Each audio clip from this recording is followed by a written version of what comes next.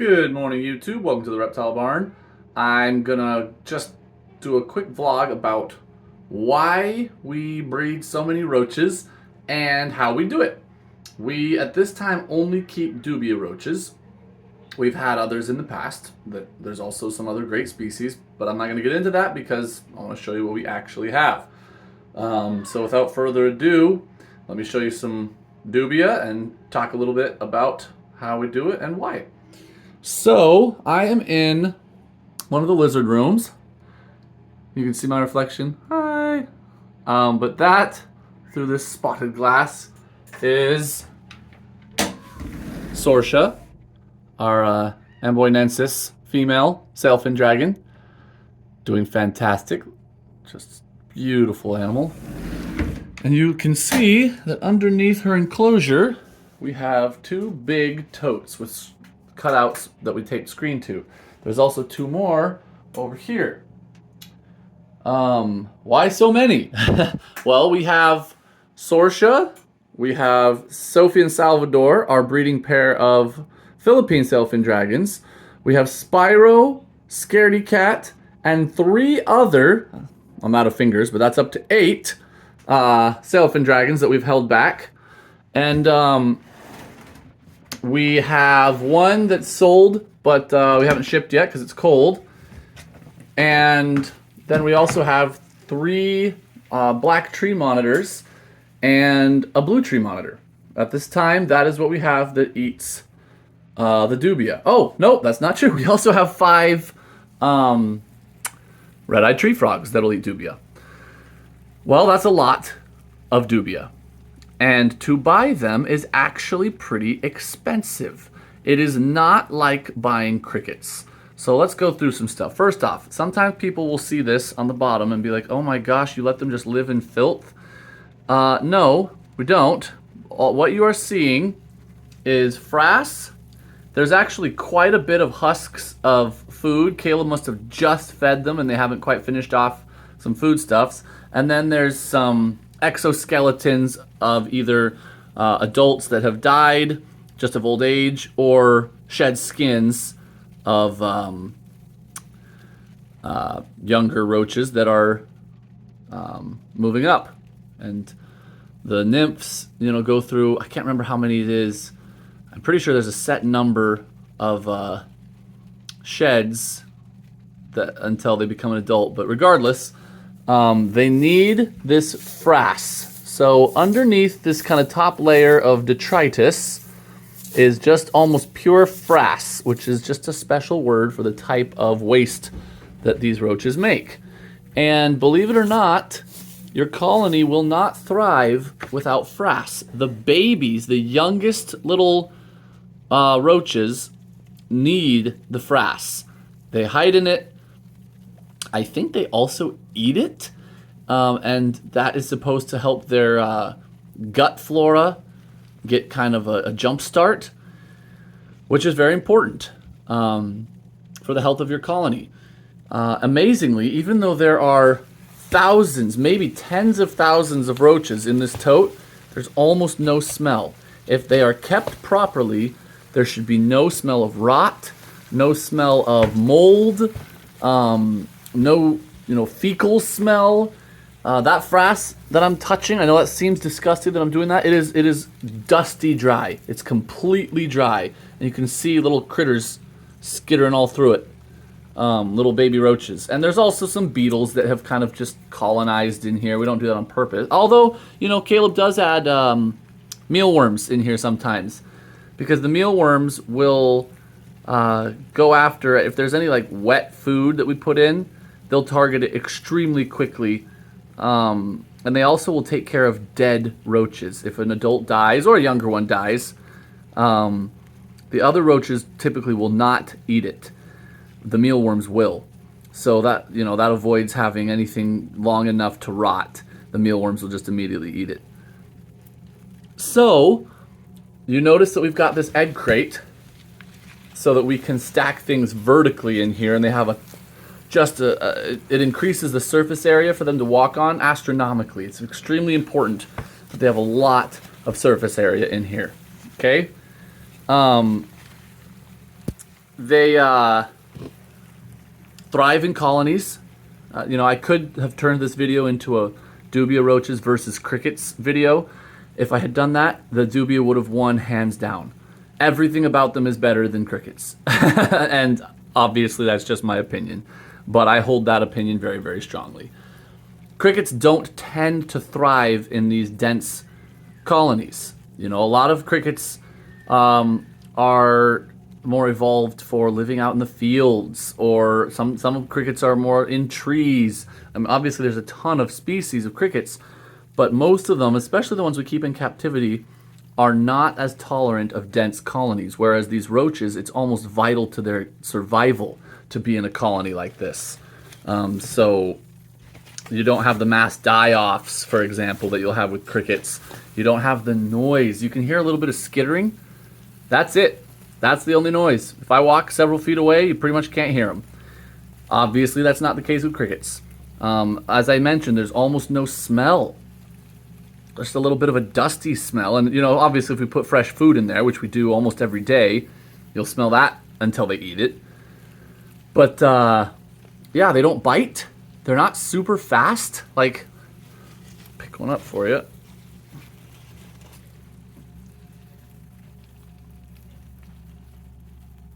I mean, they can walk along just fine, but they're not fast. They don't jump. I've heard some reports saying that the males can fly. I've also heard a lot of people say that that's ridiculous. They cannot fly. I personally have never seen them fly. Not even close. If a male is up high and it drops, he'll kind of flutter down so he doesn't drop as fast. But I've never seen one in powered flight ever. Not sure that that's really a thing. Yeah, so a lot of benefits to these guys. They hold their food in their gut for longer than a day, which is fantastic. That means you can you know, feed your colony the night before, and they're going to have a bunch of that nutritious stuff in their gut the next day when you go to feed your reptiles. Or if you're feeding them to, you know, tarantulas or whatever you're feeding them to. Whereas crickets tend to only keep that in their gut for a couple of hours. So you have to be much quicker if you're going to try and gut load your crickets. Let's see, what else about how we keep these guys. We give them water crystals, which you can buy any reptile place, or we get them from, you know, reptile specific places. It's just little pellets that start out dry. Tiny, tiny little pellets, although you can get them bigger than this. You put them in water, and you don't have to put that many of them in the water, and it will expand into these water crystals. A lot of people will actually expand them in juice, as long as it's like 100% fruit juice, so that it's more nutritious. But we give our roaches so many fruits and vegetables. That's the bulk of their diet, in fact, that we like to just have a strictly water source as well. And they get that almost every day as well. It almost never runs out. But we do want it to... Caleb kind of has it down to an art where he knows exactly how much to put in so that it will just be running out by the time he is coming in next. He doesn't want them to go under any sort of stress or dehydration whatsoever. They should never be like panicked, scrambling around looking for water or food. There's always something available. But he doesn't want to leave it in long enough that they can't finish it all and it starts to get wet and moldy. So he's kind of figured out these colonies and knows exactly how much to do. Now, there are a few things to keep in mind. Dubia are a fairly tropical roach. They do need some humidity. But if you make it too humid, you're going to have a lot of issues with the cardboard molding. You're going to have fruit fly problems, gnats, all sorts of stuff. So the Dubia can tolerate a lot lower humidity than a lot of those pests can. So we tend to keep them a little drier than, you know, tropical. That's why we have the screen on top, so that some humidity can exit. I know that looks ghetto, but it's all super glued down and then taped down on the inside, and then This one isn't actually taped all the way down on the outside, but I promise it's secure. Not that they can climb on the bottom of it. It's another nice thing about Dubia. They're not good at climbing. They can't climb the plastic sides of this tote. They're highly nutritious, a lot of protein. They're soft-bodied, so you know if you have like an elderly lizard or something, it's very easy for them to get down these Dubia. The size range is really convenient as well. Because they go all the way from teeny tiny little nymphs. Like when I first got my baby red-eyed tree frogs, they were eating just these little, let me see if I can get it to focus, there we go, little tiny nymph Dubia Roach. It's kind of cute, looks almost like a little roly-poly. All the way up to, you know, decently large, oh, he escaped me, hold on. Nymphs, where am I looking? Here we go. Come here, buddy. Okay, that's not actually that big, but you can see how much bigger it is. And then if you need to, you can even feed off adults, although typically we only feed off males. If you feed off too many females, obviously you're going to reduce the breeding capacity of your colony. So a couple Dubia specific things. They like it hot, year round. They just want it hot, hot, hot. We try and keep it about 90 in here, all the way up to 95. They seem to really love. Now, they will be perfectly fine and healthy at cooler than that, but you will dramatically reduce their breeding capabilities. So we just tape. These are actually not reptile heat mats. These are seedling heat mats that don't get as hot, but they're about 100 to 110 degrees, which means that as it transfers through, it's going to drop quite a bit. So these totes stay around 90 to 95 degrees at all times, and the Dubia love it. They need to be kept in a way that there's not going to be a lot of mildew or mold growth. So we've done really well with the cardboard. I've heard people that really don't like it, but we've maybe it's just because we keep them a little drier than most people do, but we've never really had problems with our cardboard molding. It lasts for months before we have to change it out. So that's something that you got to keep in mind, though, is they will not thrive if it gets moldy in there at all. Something really nice about Dubia is that if they escape in your house, which, I mean, they're not good climbers and they're not very fast, but of course it's possible, anything you keep in your house, typically they are going to slow down and eventually just die. I know that sounds sad, but they need heat, they need humidity, they need a readily available source of food, they need their colony. The young ones really need the frass. They're not an animal that is meant to strike out on their own in a more temperate climate like most people keep their houses. They just die. You know, people with roach infestations see this and they're like, oh my gosh, what are you thinking? What if those escape? You're going to have an infestation in your house. They don't. Sometimes it takes them a while to die if they find a little warm spot or something, but eventually they always die. That, while it's sad for the animal, you can't risk a roach infestation in your house. It's just, I don't think that's worth it, right? So that's something to keep in mind also, is that unlike crickets, for example, that will escape and get in your kitchen and start croaking at 3 a.m. and driving you insane, these guys will typically, if they drop on the floor or something, within a few days, they're usually dead. Or they're so weakened that they just can't do anything and you find them and they can barely run away. Anyways, so let me think. A couple other things to keep in mind. It seems that for us, the perfect male to female ratio has been about 1 male for every 5 females. That's what we try to keep it at. That's adults, by the way. Let me show you some adults so you can know what I'm talking about. Let's see. Oh, you see that big girl there? Let me see if I can get one. Come here, mama. I'm going to hold her. I'll be gentle, but I want you to see her back. See how shiny she is? And fat? Come on, focus, camera. Oh, I was trying to get her to climb on me. The females are going to be very, very shiny. It's pretty obvious. Oh, here's another one. There we go. That's better. Look at that compared to a nymph. It's more dull. So that's a big female. There's another one. A male has wings, so they're also very, very obvious. There's a male.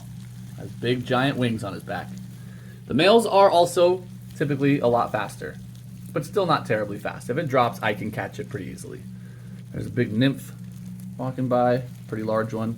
Probably its next transformation will be into an adult. So, if you have too low of a ratio, if you have 1-to-1 males to females, the males are going to be stressed.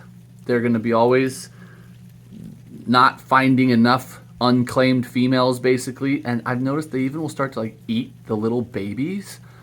Not sure what that's all about, but not ideal for the growth of your colony. If you have way too many females, if you're running 15 females to every male, you're wasting the breeding potential of your females because they're not all going to get bred every cycle, right? These are not as prolific as crickets. They're not going to just mate and immediately lay a zillion eggs. They are going to be pregnant for, I want to say a month. Maybe it's just a couple weeks. I should have probably looked up some of these numbers beforehand, but it's a while. And then they're going to have a little, I wish I could see one right now. They have this little egg sac that will protrude from their abdomen for a while. And then it's kind of pulled back into their body, and it opens, and the little babies come out. And there's not hundreds and hundreds of them. There's usually a few dozen. And then they take a while to reach adulthood. So it's not the most prolific insect ever. It might be its only real downside. However, once you get your colony to the proper size, that you're producing the right amount, then you're perfect, because then you can control your colony growth by either harvesting adult males or harvesting adult females, depending on which way you want to go. So yeah, that is an overview of our roach colonies. I can show you the others, although they look pretty much exactly the same.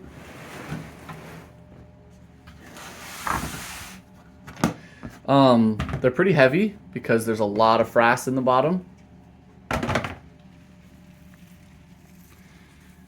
They like it dark, so we don't shine any light in there. Yeah, that is how we do it. Yeah, there's still carrot and stuff down there, so they must have just been fed this morning. Or maybe late last night. As far as diet goes, a lot of people ask about the diet. Almost all fruits and veggies are a go. If you can eat it, pretty much they can eat it. However, that doesn't mean that your reptile can. Sometimes if you are going to feed your lizard a ton of dubia, and your dubia were all just chowing on citrus, some reptiles are going to be fine, some aren't. So think about it transferring to your reptile and what's going to be safe for your reptile and nutritious for your reptile. Our dubia also eat a lot of leafy greens. Everything is organic, by the way, that we feed them. Obviously, you don't want pesticides on food that you're feeding to insects. But just an absolute ton of fruits, vegetables, and leafy greens, and then something with higher protein. I know a lot of people use dog food. I guess if it's got the right ingredients, there's nothing wrong with that. We've used poultry feed, we've used rabbit feed, something where we can look at it and be okay, this is at least 18% protein or whatever the case may be. Just dry pellets of some sort. I don't feed them a lot of meat, or really any meat. So for their protein, we tend to use some sort of pellet that's meant for other animal feed. But we very carefully check to make sure that it's just kind of good ingredients that aren't going to be a bunch of additives, nothing with any dyes in it. That would be bad. You don't want to be feeding them things that are mold inhibitors, all the kind of extra crap that is just kind of generally unhealthy for us to eat, but is convenient, can be deadly for these guys. So just be careful. about the quality of the food. But that is all. I know these insect videos, I've done them before. They're not everyone's cup of tea. Not most of the people who watch our channel are not interested in dubia. But as far as putting all my roach information into one video, I really wanted to do that. So for anyone who does find this useful, thank you so much for watching. Until next time, we're the Reptile Barn.